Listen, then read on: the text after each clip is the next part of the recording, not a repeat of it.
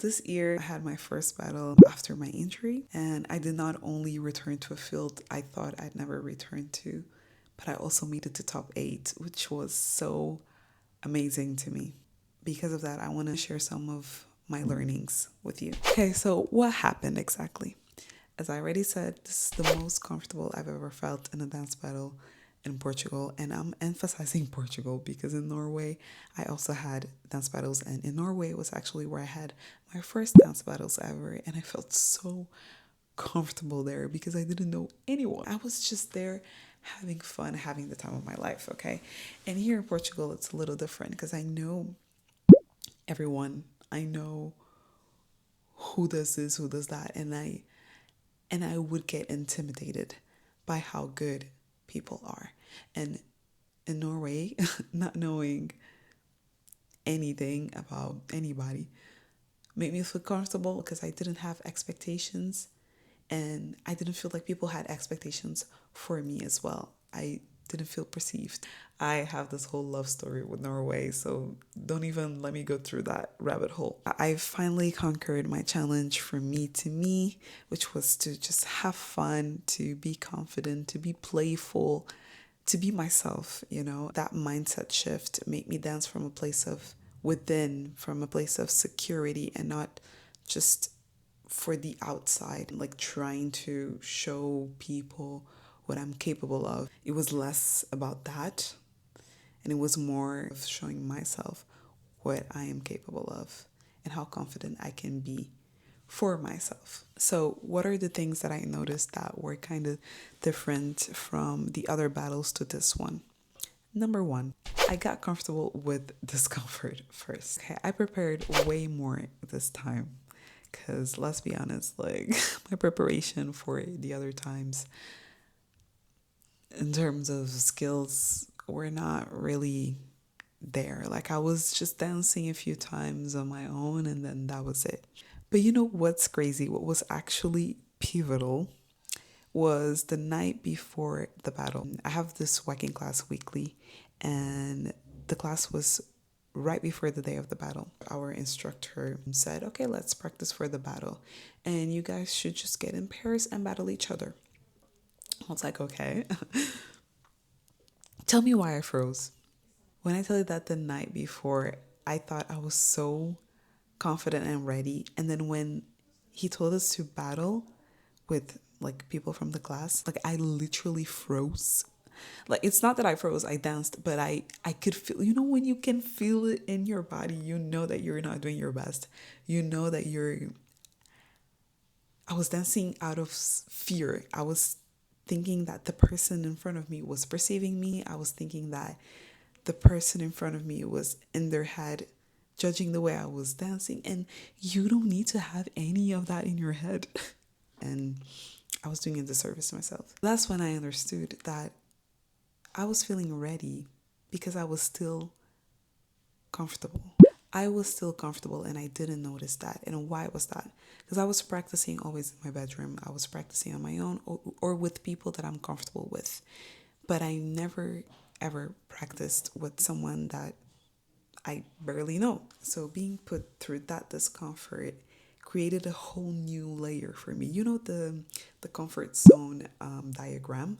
I felt like I was in the growth zone because the more I danced in that class, because we were rotating the pairs, the more I danced with different people that, once again, I'm not used to dancing with or battling, I got better. I was getting better and I could feel myself feeling confident. That was so pivotal to me because I was like, oh my gosh, now I feel like I'm growing. Now I feel like I'm learning. I just needed that little discomfort first. Yeah, so after that class, I came back home and I talked to my sister all about that realization of me freezing when I thought I was so ready, but apparently I was still in my comfort zone. And then we were doing a whole pep talk during the night and we were talking about how because the event was tomorrow, right? And I was still kind of nervous because this just happened. I was like, oh my gosh, if this happened right now, what's gonna happen when I get there? I don't want it. I don't want myself to freeze. I don't want myself to not feel comfortable.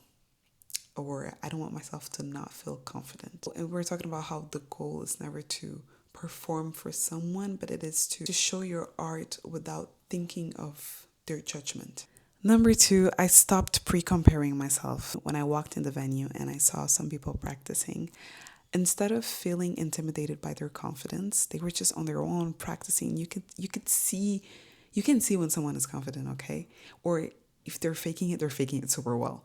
But instead of feeling intimidated by that confidence, I felt inspired and re-energized, because I'm just like them. I'm one of them. I'm here for the same purpose. We're all here to lift the whacking community up. We're all here to have fun. So I just stopped that whole comparison thing, and I got there and I was with my friend as well, so I started like practicing. That also helped me boost my confidence instead of thinking of what they might be thinking of me. Nobody is thinking of you, girl. Everyone is thinking about themselves in that moment. Everyone is in their head. And that's how it normally is with anything. People are not genuinely just like they're thinking about you. Oh, you're creating content? Good for you. Like nobody is thinking about it. Nobody is going to bed at night thinking, ha ha ha, that girl is doing content. She's going to fail at it. Nobody is thinking about you that way. So we need to stop getting in our heads like that. Number three, just assume that people like you. You're doing such a disservice to yourself when you assume that people don't like you. It's just a great way to ruin your day. If you assume that people like you, it will be easier for you to not think of their judgment as well, and not be wondering if they're like judging you or not.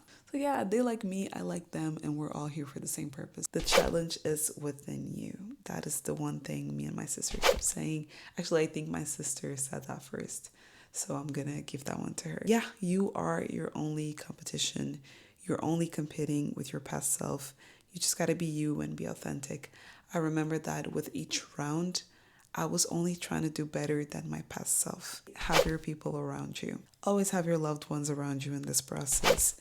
I know that sometimes it feels better to just do things on your own, but you'll see the difference when they are there for you.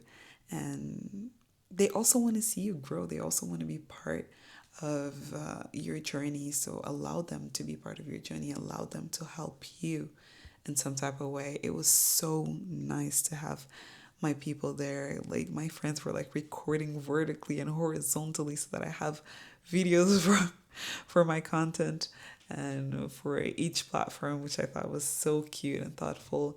And when I heard my name in the list of the top 8, everyone was jumping with me. How good it is to have people there that genuinely just want to see you win. It is so good. So have your loved ones in this process. And you know, the whole pep talk thing with my sister, we even battled each other the night before. Affirmations, yes, they work and you should stop sleeping on them. Serena Williams, Simone Biles do it. Why shouldn't I do it? Before I entered the venue, guys, I'm actually getting better in controlling my nervous system, but I was nervous, which is normal. I don't know if it's nervousness or excitement. It's a mix of both. And then you just get like this weird feeling and you just want to go to the bathroom. I kept repeating to myself that I am confident. I trust myself. I trust my skills. I am doing this for myself. It just made me feel calmer and more confident about myself, because that is the truth. Even if you don't feel like that is the truth, the affirmations are there so that you can make yourself believe it. You can make your brain believe it. And if all the elite athletes be swearing that they do the affirmations, why not try it? And yeah, that's basically it. I wanted to share these thoughts with you because this goes way deeper than just dance. That's why this video is not just for dancers. This video or my channel is not just for dancers. I know a lot of you come here because of the dance, because of my dance shorts. All of these things I talked about today, being authentic, the preparedness, the affirmations, discomfort that leads to growth and learnings, all of that, all of these lessons, I want you to take them to other areas of your life, and I want myself to take it to other areas of my life, not just dance. And that's why I'm sharing these with you. And that's what I want this channel to be about as well. I want us to grow together, but also have fun together. That's all I had to say today. Thank you for sticking with me. Let me know if you like the dark vibes. I think I love it. I will see you in the next video. Thank you so much for being here. Bye.